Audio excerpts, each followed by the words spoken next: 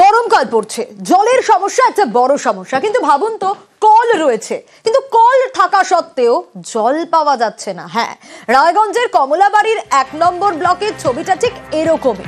প্রায় 1-2 দিনের সমস্যা বা 1-2 মাসের সমস্যা এটা নয়, 3 বছর ধরে নাকি এই সমস্যা। কিন্তু কেন?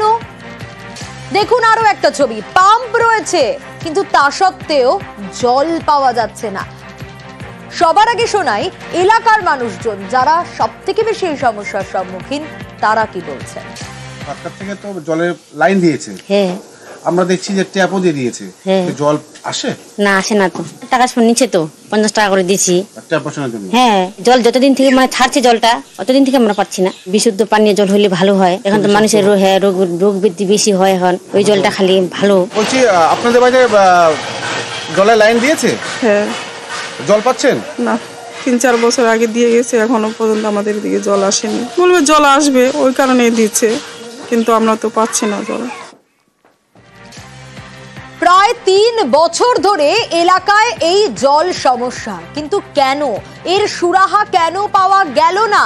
স্বাভাবিকভাবেই এই প্রশ্নগুলো উঠতে শুরু করেছে এবং এই প্রশ্নগুলোর উত্তর খোঁজার চেষ্টা করি। চলুন, জল সমস্যায় 1-2 পরিবার নয়, প্রায় 550 পরিবার এই গ্রামের। 2 গ্রামের এতগুলো পরিবার 3 বছর ধরেই জলকষ্টে কেন মুক্তা? কি কারণ? 2টো রিজার্ভার তো রয়েছে, সেগুলোও কেন অকেজো? সোনিয়া, রাজ্য সরকারের পক্ষ থেকে 14 নম্বর কমলাবাড়ি ওয়ার্ড 2টি প্রান্তে রিজার্ভার তৈরি করা হয়েছিল পিএইচির পক্ষ থেকে, কিন্তু উত্তর ছত্রপুর যে গ্রামটি রয়েছে, যেখানে 250টা বাড়ি রয়েছে, সেই পথশ্রী রাস্তা তৈরি করতে গিয়ে যে পাইপ লাইন ছিল মাটির নিচ দিয়ে, সেই পাইপ লাইন ফেটে যায়। তারপর থেকেই কিন্তু সেই গ্রামগুলোতে বা সেই বাড়িগুলোতে জল পৌঁছাতে পারে না। আমরা দেখেছি সেই গ্রাম ঘুরে যে পাইপ লাইন দেওয়া আছে, ট্যাপ দেওয়া আছে, কিন্তু ব্যবহার না করতে করতে কিন্তু সবগুলো কিন্তু অকেজো হয়ে যাচ্ছে।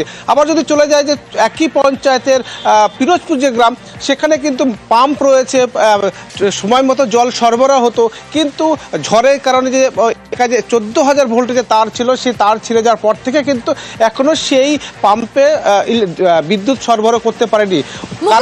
ওই পাম্প অপারেটর কি বলছেন? জল ঠিকঠাক পাচ্ছে না, এটা সঠিকই, কারণ লাইন ডিস্টার্ব আছে, লাইন একটা মেশিন খারাপ আছে, একটা পাম্প চলছে, কাছাকাছি কিছু জল পাচ্ছে আর দূরের মানুষগুলা জল পাচ্ছে না। লাইন ঠিকঠাক নেই, মানে তার ছিঁড়ানো আছে, মেশিন খারাপ আছে, তো লাগানোর দরকার। ডিপার্টমেন্ট জানানো হয়েছে, তবু ওরা এখন যাই হোক একবার আসছিল, কি করলো না করলো, বললো যেটা ঠিক করে দিব। গরমের দিন আসছে, মানুষের এখন 2 টাইম জলের দরকার, মানুষ সমস্যায় এখন। গরমের দিন আসছে, মানুষের জলের প্রয়োজন, তাহলে কেন সমস্যার সমাধান হলো না মুক্তা? সমাধান তাহলে কবে হবে, কিভাবে হবে? দেখো, পিএইচই দপ্তরের যে ইঞ্জিনিয়ার, সে জানিয়েছেন যে ওই এলাকার যে কয়েকটি বাড়ি আছে, তাদের বাড়ির উপর দিয়ে তার যেতে দিচ্ছে না, সেই কারণে কিন্তু বিদ্যুৎ সংযোগ করতে পারেনি। কিন্তু ওরা দাবি করছে যে কেবল তার দিয়ে সেই বিদ্যুৎ সংযোগ করতে হবে, কিন্তু এই উত্তর ছত্রপুরের যে পাইপলাইন ফেটে গেছে, এইটা সংস্কার করতে যে অর্থ দরকার এবং যে কেবল তার বিদ্যুৎ দপ্তরের যে অর্থ দরকার, সেই অর্থ কিন্তু পিএইচই দপ্তরে নেই, সেটাই কিন্তু জানিয়ে দিয়েছেন ইঞ্জিনিয়ার। সেই কারণে কিন্তু জল সরবরাহ করতে পারছে না। কিন্তু এই যে গরম পড়ছে, ওইসব এলাকার কিন্তু জলের স্তর আরও নিচে যাচ্ছে এবং বাড়ির টিউবওয়েল ব্যবহার করতে হচ্ছে, কারণ আয়রনযুক্ত জল রয়েছে সেখানে, এবং বিশুদ্ধ পানীয় জল আনতে কিন্তু অনেকটাই দূরে যেতে হয়, কারণ সরকার কিন্তু বাড়ি বাড়ি বিশুদ্ধ পানীয় জলের ব্যবস্থা করে দিয়েছিল, কিন্তু এই বিদ্যুৎ সংযোগ এবং এই যে পাইপ লাইন এখনো কিন্তু সারাতে পারছে না পিএইচই দপ্তর। কিন্তু তাদের বক্তব্য যে অবিলম্বে কিন্তু বিশুদ্ধ পানীয় জল যেন বাড়ি বাড়ি পৌঁছায়, সেই দাবি কিন্তু করছে।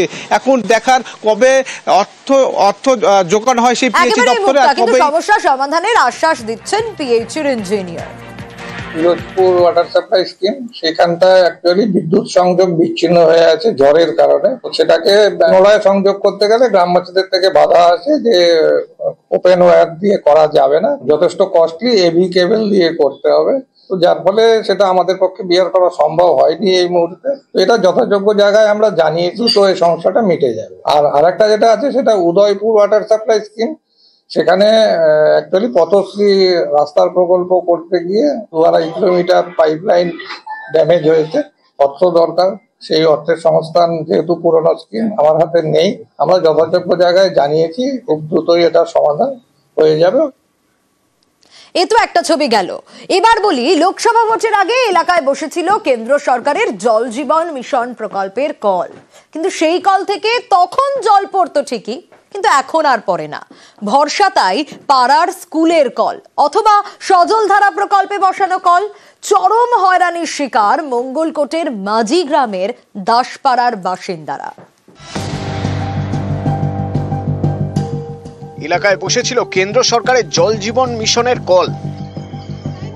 বাসিন্দারা ভেবেছিলেন জল কষ্ট মিটবে, কিন্তু তা হলো না।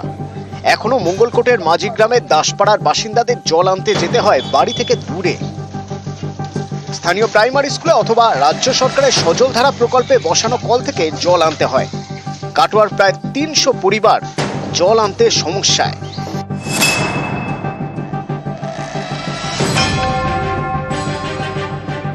কেন্দ্রীয় সরকার জল মিশন জল প্রকল্প দিয়েছিল, লোকসভা ভোটের আগে জল পেয়েছি, ভোট হয়ে চুকে গেল, জলও চলে গেল। বাড়িতে পাইপ লাইন আছে, জল আসছে না কেন? ওরা বলছে যে পাইপ লাইনে ভুল হয়েছে, পাইপগুলো সরু দেওয়া হয়েছে। যাদের বাড়িতে মোটর আছে, বড় লোকদের বাড়িতে মোটর আছে, তাদের বাড়ি থেকে জল নিচ্ছি। আর রাজ্য সরকারের মানে সজলধারা থেকে জল পাড়ায় পাড়ায় দিয়েছে, ওইখান থেকে সজলধারা থেকে জল নিচ্ছি। তখন জল ছিল, ছবি তুলে নিয়ে এলো, 7-8 বালতি করে জল সন্ধ্যাবেলায় তুলে নিয়ে আসে। স্থানীয়দের অভিযোগ, লোকসভা ভোটের আগে বসেছিল জল জীবন মিশনের কল, তারপর জল এসেছিল সেই কলে। ভোট মিটতেই জলের দেখা নেই সেগুলিতে। প্রশাসনকে বলেও লাভ হয়নি। 1 বছর হলো কল এসেছে, তার মধ্যে 2 মাস জল পেয়েছি, তারপর থেকে একদমই জল আসে না। এবার জল তো খেতে লাগবে, ওই জন্য বাইরে থেকে স্কুলে কলেজ থেকে জল নিয়ে আসা হয়। বাড়ির মহিলারা, পুরুষরা 1 বালতি জলের জন্য কেউ 1/2 কিলোমিটার, কেউ 1 কিলোমিটার পর্যন্ত দূরে যেতে হচ্ছে এবং তারা সেখান থেকে জল নিয়ে বাড়িতে আসতে হচ্ছে। কিছু জায়গায় সমস্যা রয়েছে, কাজ করতে গিয়েছে এবং খুব তাড়াতাড়ি যাতে সমস্যাগুলোর সমাধান করা যায়। গ্রীষ্মের সংকট হবে না, আমরা প্রয়োজনীয় ব্যবস্থা নেব। মঙ্গলকোট থেকে রণদেব মুখোপাধ্যায়, নিউজ 18 বাংলা, পূর্ব বর্ধমান। একদিকে লোকে জল পাচ্ছেন আর আরেকদিকে জলের অপচয়। হ্যাঁ, দক্ষিণ 24 পরগনার পূজালি, সেখানে খাবার জলের অপচয়। কি অভিযোগ জানেন? প্রায় 5 মাস ধরে জলের পাইপ ফেটে গেছে, আর তাতেই বিপত্তি। কিন্তু পুরসভায় জানিয়েও কাজ হয়নি, আর এ নিয়েই পুরো কর্তৃপক্ষের মুখে কুলু।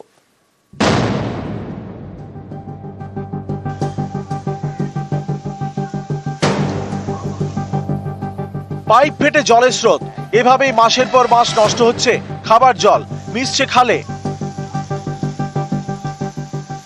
দক্ষিণ 24 পরগনার বজবজ 1 নম্বর ব্লকের পূজালি পুরসভা 9 নম্বর ওয়ার্ডের পূজালি ব্রিজ, এখানেই ফেটে গিয়েছে খাবার জলের পাইপ। অভিযোগ, সেটাও প্রায় 5 মাস আগে। পুরসভা যখন জল দেয় তখন পাইপের ফাটা অংশে জলের স্রোত। এভাবেই দিনের পর দিন নষ্ট হচ্ছে খাবার জল। স্থানীয়দের আশঙ্কা, এর থেকে জলে দূষণ ছড়াতে পারে। তাদের দাবি, পূজালি পুরসভাকে এই নিয়ে বারবার জানিয়েও কাজ হয়নি। যখন জল আসে তখন এটা কি পানীয় জলেরই পাইপ লাইন? মোটা পাইপ, মোটা পাইপ, ওই তো পাইপ লাইন দেখা যাচ্ছে। পৌরসভা জানানো হয়েছে? কি বলেছে? ওনারা কিছু বলেনি, ওনারা কিছু দেখে গেছে। কতবার জানানো হয়েছিল? মিনিমাম তো 5-6 বার জানানো হয়েছে। যত বিকাল হয় তত জল, মানে যত জলের প্রেসার বাড়ে তত ভর্তি হয়ে যায়। জল বেরোচ্ছে কতদিন জানেন আপনারা? তো এখানে থাকে, মানে স্থানীয় মনে হয় 5 মাস 6 মাস ধরে এইভাবে জল বেরিয়ে যাচ্ছে। কি নাম এই জায়গাটার নাম? পূজালি পোল। কালকের কোনো অফিসারকে আমি শুনছিলাম, এরা ডেকেছে যে এটা সারার জন্য। পূজালি পুর এলাকায় জলের পাইপ ফেটে বিপত্তি, এই নিয়ে যোগাযোগ করা হয় পূজালি পুরসভার প্রশাসক বোর্ডের চেয়ারম্যান তাপস বিশ্বাসের সঙ্গে। তার মুখে কুলুপ। পূজালি থেকে সমীর মণ্ডল, নিউজ 18 বাংলা।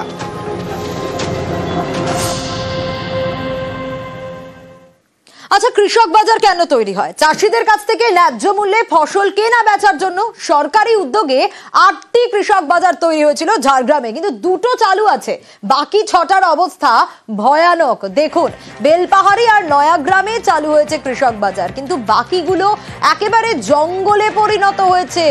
কেন এরকম পরিস্থিতি? চলুন জানি। রাজু রয়েছে আমার সঙ্গে, রাজুর কাছ থেকে জানবো। রাজু, কেন এরকম ভয়াবহ অবস্থা? 8টা কৃষক বাজারের মধ্যে 2টো চলছে আর বাকি 6টার কেন এরকম বেহাল অবস্থা? কোনো রক্ষণাবেক্ষণ নেই, কেন বাজার বসে না, কি কারণ? দেখো, প্রথমত যে কারণটি বলা হচ্ছে সেটা হচ্ছে পরিকল্পনাবিহীন ভাবে এই কৃষক বাজারগুলোকে গড়ে তোলা হয়েছে, যা শহর থেকে অনেকটা দূরত্ব, যার ফলে কৃষকরা সেখানে যেতে চাইছেন না। কারণ সেখান থেকে না আছে বাসের যোগাযোগ, না আছে ট্রেনের সুবিধা। কারণ কৃষক বাজার থেকে যে মাল রপ্তানি বা আমদানি হবে সেই জায়গা থেকে সেই কৃষক বাজার থেকে বিভিন্ন জায়গায় রপ্তানি হচ্ছে না। আর বিভিন্ন যে মহাজনরা রয়েছে যারা কৃষকদের কাছ থেকে এই কৃষি সামগ্রী কিনেন, বিশেষ করে যে সবজি বা ফসল, সেই সবজি বা ফসল কিনতে তাদেরকেও সেখানে অনেকটাই সমস্যার মধ্যে যেতে হয়, যার ফলে তারা কৃষকের হয় বাড়িতে নয় কৃষকের জমি থেকে সেই সমস্ত ফসল কিনে নিয়ে আসছেন। আর যার ফলে কৃষক বাজারগুলি মুক্তপুরে পড়েছে। কারণ প্রশাসনের যে এক অংশ রয়েছে যারা এই কৃষক বাজারগুলোকে গড়ার সময় যে পরিকল্পনা নেওয়ার কথা ছিল সেই পরিকল্পনা না নেওয়ার ফলেই কৃষক বাজারের এই অবস্থা হয়েছে। রাজ্য সরকারের তরফ থেকে টাকা দেওয়া হয়েছে, সেই টাকা দিয়ে কৃষক বাজার তৈরি হয়েছে। রাজ্য সরকার উদ্যোগ নিয়েছে যাতে এই কৃষকদের ভালো হয়, কিন্তু রাজ্য সরকারের সেই টাকা নষ্ট হচ্ছে এখন। কারণ যে কৃষক বাজার, সেই কৃষক বাজারগুলো এখন বেহাল দশা, কোথাও জঞ্জাল, কোথাও সাপখোপের ভয়, তো কোথাও আবার দুষ্কৃতীদের আখড়া হয়ে দাঁড়িয়েছে। সেই জায়গা থেকে কৃষক বাজারগুলি এখন বেহাল দশা। দুটি কৃষক বাজার একটু ভালো থাকলেও সেখানে যেভাবে কেনা বেচা হচ্ছে, হয়তো আর কিছুদিন পর হয়তো সেই কৃষক বাজারেও হয় লোক যাবে কিনা সন্দেহ রয়েছে। কারণ মূলত যে শহরাঞ্চল যে রয়েছে সেখান থেকে যে 200 মিটার বা 300 মিটারের মধ্যে কৃষক বাজার গড়ার কথা, একদমই দুটো চালু ঠিকই, কিন্তু বাকি 6টার একেবারে বেহাল অবস্থা। কৃষকরা এখানে বঞ্চিত হচ্ছে এবং এখানে যে ওনারা যে প্রজেক্টটা করেছেন সেই প্রজেক্টটার ওনাদের উদ্দেশ্যই হচ্ছে এখান থেকে মোটা অঙ্কের কাটমানি পাওয়া এবং ঠিকঠাক ভাবে কাজ না হওয়া। ওনারা সেটাতে সাকসেস হয়েছেন। আবর্জনাতে ভর্তি মদের বোতল, দুষ্কৃতীদের একটা আড্ডার আখড়া ওনারা তৈরি করেছেন এই কিষাণ মন্ডির নামে। এখানে যে স্টল করা হয়েছিল, স্টলগুলো বন্ধ হয়ে পড়ে আছে, যেগুলো তালা হয়তো চাবি দিয়ে খোলাই যাবে না। কেন চাষিরা স্টলগুলো পেল না? এটা যদি ওনারা ঠিকঠাক না করেন তাহলে আমরা আগামী দিনে আন্দোলন নামতে বাধ্য হব। কিষাণ মান্ডি তৈরি করা হয়েছে চাষিদের জন্য, এমন একটা জায়গায় তৈরি করা হয়েছে সেখানে যেতে গেলে খরচ খরচা যথেষ্ট, চাষিদের খরচ খরচা যথেষ্ট। পরিকল্পনাবিহীন এই কিষাণ মান্ডি কৃষকদের কোনো কাজে লাগছে না এবং যে জায়গায় করা হয়েছে সেখানে কৃষি পণ্য নিয়ে গিয়ে ব্যবসা করার মতো পরিস্থিতি নেই। আমাদের কিষাণ মান্ডিতে জায়গা যথেষ্ট পরিমাণে আছে, আর সেখানে আমরা যাই হোক ওনাদেরকেও আহ্বান জানাচ্ছি যে সেখানে ওরা যদি কেনাবেচা শুরু করে, ওরা যদি ইউটিলাইজ করে খুবই ভালো হয়, যাতে ওরাও ক্ষতিগ্রস্ত না হয় আর সাধারণ মানুষও ওদেরকে পেয়ে যায়। সেটার জন্য আমরা চিন্তা ভাবনা করেছি। কৃষক মান্ডিগুলো আজকে শহর থেকে বা বাজার থেকে বেশ খানিকটা দূরে, কোথাও জঙ্গলের মধ্যে, কোথাও রাস্তার থেকে অনেকটাই ভেতরে। তো দেখা যাচ্ছে যে শুধু পয়সা লুট করার জন্য এই কৃষক মান্ডিগুলো তৈরি করা হয়েছিল। আজকে সেই কৃষক মান্ডিগুলো মদের আখড়া, জুয়ার আখড়া এইসবে তৈরি হয়েছে এবং ভগ্ন অবস্থায় সেগুলো পড়ে আছে। সরকারকে এটা নজরে আনতে বলবো এবং কৃষক মান্ডিগুলো যাতে সঠিকভাবে চালু হয় এবং প্রকৃত কৃষকরা যাতে উপকৃত হয় তার একটা সুরাহা করার ব্যবস্থা করার জন্য আমরা রিকোয়েস্ট করব। আর এবার নজর রাখবো স্কুলের গাছ কেটে সাফ। না, অনুমতি ছিল বন দপ্তরের, কিন্তু কটা গাছ কাটার? 5টা। সেখানে কটা গাছ কাটা হলো? 15টা। আর অভিযোগের আঙুল কোথায়? জলপাইগুড়ির এক স্কুল কর্তৃপক্ষের দিকে। এ নিয়ে অবশ্য তারা সাফাইও দিয়েছে, পদক্ষেপের আশ্বাস দিয়েছে বন দপ্তর।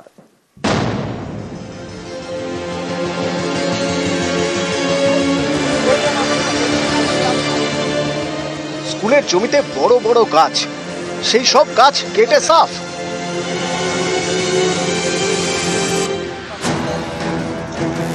জলপাইগুড়ি শহরের পাশে দেবনগর সতীশ লাহিড়ী স্কুল। এই স্কুলের জমিতে রয়েছে বেশ কয়েকটি দামি গাছ। স্কুল কর্তৃপক্ষের দাবি তারা 5টি গাছ কাটার জন্য আবেদন জানায়, তার অনুমতি মেলে। অভিযোগ 5টির জায়গায় কেটে ফেলা হয়েছে 15টি গাছ, অর্থাৎ 10টি গাছ কাটা হয়েছে বেআইনিভাবে। এ নিয়ে ক্ষুব্ধ স্কুলের প্রাক্তন ছাত্র অভিভাবকরা। শনিবার স্কুলের সামনে তারা বিক্ষোভ দেখান। স্কুল কর্তৃপক্ষের বিরুদ্ধে জলপাইগুড়ি থানায় অভিযোগও জানান। এই স্কুলটা জলপাইগুড়ির একটা নামকরা প্রতিষ্ঠান ছিল। এখান থেকে প্রচুর কৃতি ছাত্র এখান থেকে বেরিয়ে আজকে সারা পৃথিবীতে প্রতিষ্ঠিত তারা। কিন্তু এই স্কুলটার আজকে হাল দেখে আমাদেরই খারাপ লাগে। আমরা প্রাক্তন ছাত্র হিসাবে ডেভেলপমেন্টের দিকে কোনো নজর নেই এই মাস্টারমশাইয়ের বা এই স্কুলের। আমরা চাই প্রশাসন এর সঠিক তদন্ত করুক এবং যারা এটা করেছে সঠিক শাস্তি চাই আমরা। হেড স্যারের নির্দেশেই হয়েছে। মানে এতগুলো কাটা আমাদের না, আমাদের যে ইয়ে হয়েছিল 5টা গাছ কাটার কথা ঠিক রেজুলেশনে, কিন্তু এতগুলো গাছ কাটার কথা হয়নি। প্রথমত গাছগুলো বলা হয়েছিল পুরনো হয়ে গেছে, আর ওইখানে সব নষ্ট হয়ে যাচ্ছে, বাচ্চা কাচ্চা খেললে তাদের অসুবিধা হবে বা পড়ে আঘাতপ্রাপ্ত হতে পারে, সাইকেল স্ট্যান্ড ভেঙে যাচ্ছে, ওয়ালের ক্ষতি হতে পারে, এইগুলো বলে মানে সর্বসম্মতিক্রমে এই 5টা গাছ কাটার ইয়ে হয়েছিল। বেআইনি ঠিক না, আমাদের এখানে এমসি রেজুলেশন হয়েছে এবং এখান থেকে যে ফরেস্ট ডিপার্টমেন্টের সেটাও পারমিশন হয়েছে, অঞ্চলের প্রধানের পারমিশন হয়েছে, সেভাবে কাটা হচ্ছে। গাছগুলো একটু মানে ম্যাসিভ ওই ভিতরে ভিতরে পোকা ধরে নষ্ট হয়েছে, ভেঙে ভেঙে পড়ছে, ওই জন্য কাটা হচ্ছে। স্কুলের গাছ কেটে সাফ, অভিযোগ পেয়ে ঘটনাস্থলে যায় বন দপ্তর, বেআইনিভাবে কাটা গাছ বাজেয়াপ্ত করে।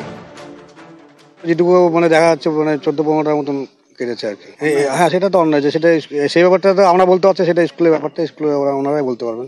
অফিসিয়ালি একটা দেখছি ব্যাপারটা, যার জন্য আমরা একটা মাপযোগ করে এটা নিয়ে যাওয়ার ব্যবস্থা করছি। ঠিক আছে, তারপরে অফিসে জানানো হবে, অফিস থেকে একটা স্টেপ নেওয়া হবে। জলপাইগুড়ি থেকে শান্তনু কর, নিউজ 18 বাংলা। কারখানার ধুলোয় বিষ, বাড়ছে সিলিকোসিস। অভিযোগ, আসানসোলের অনেক কারখানায় সুরক্ষা ব্যবস্থা ছাড়াই কাজ করতে হচ্ছে শ্রমিকদের, আর এ নিয়েই সালানপুরে উদ্বেগ বাড়ছে।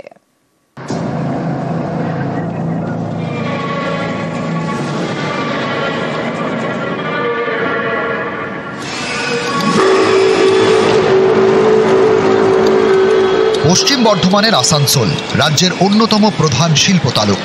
এখানকার সালানপুরে একের পর এক কারখানা।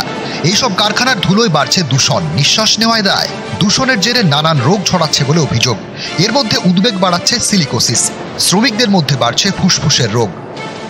কাজ করতে গেলে ক্ষতি করবে কে? প্লাস মাস তো আমাদেরকে দেয় না কোম্পানি থেকে।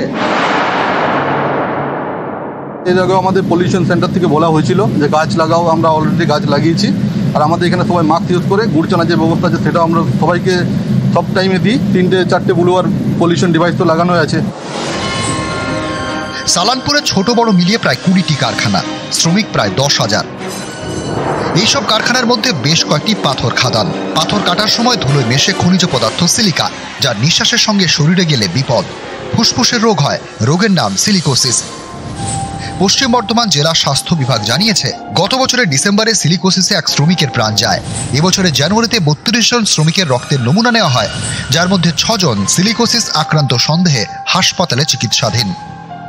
ফ্যাক্টরি মালিকদের সবাইকে জানানো হয় যে ওয়ার্কারদের যে সুস্থ রাখার জন্য, সুস্থ থাকার জন্য যে পরিবেশ দেওয়ার কথা ফ্যাক্টরি অ্যাক্ট অনুযায়ী সেটা মেনটেন করতে হবে। পিরিয়ডিক মেডিকেল এক্সামিনেশন সেগুলো নিয়মিত করতে হবে। আমরা চেক আপ ক্যাম্পগুলো করে থাকি, সেখানে যাতে ওয়ার্কারদের পাঠাই যেগুলো সাসপেক্টেড সিলিকোসিস, তাদেরকে যেন সিলিকোসিস বোর্ডে প্রেজেন্ট করা। আসানসোল থেকে দীপক শর্মা, নিউজ 18 বাংলা।